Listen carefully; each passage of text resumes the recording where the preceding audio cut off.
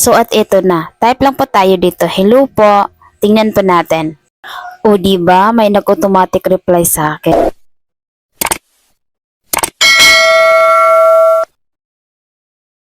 Hello mga Megs! Welcome back po sa ating video tutorial. So for today's video, may tuturo po ako sa inyo kung paano ba tayo mag-auto-reply dito sa Facebook.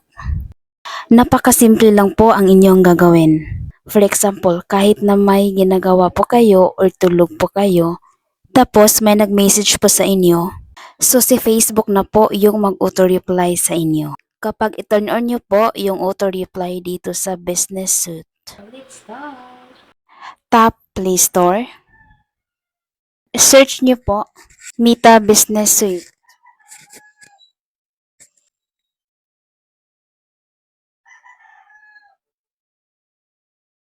Tap Install. Sa mga hindi pa nakadownload po dito is dapat po i-download nyo po. Tap Skip.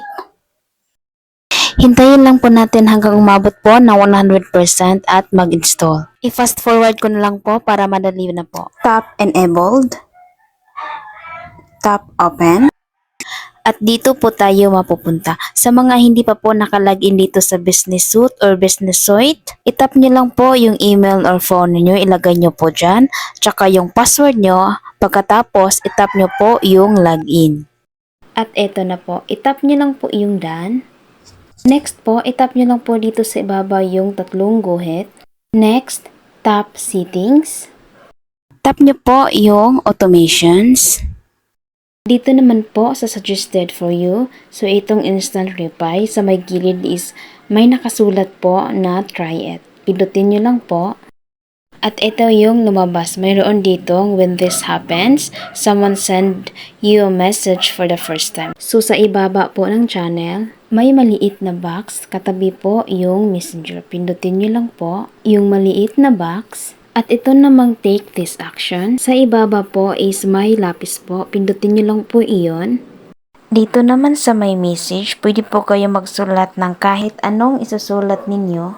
Yun yung magre-reply sa mga nagme-message ninyo. For example, ito yung ilagay or isusulat natin dito. I-paste ko na lang po dito yung message or yung reply ko.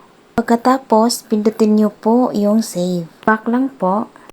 As you can see, yung instant reply dito is naka-turn on na po. Back lang po tayo.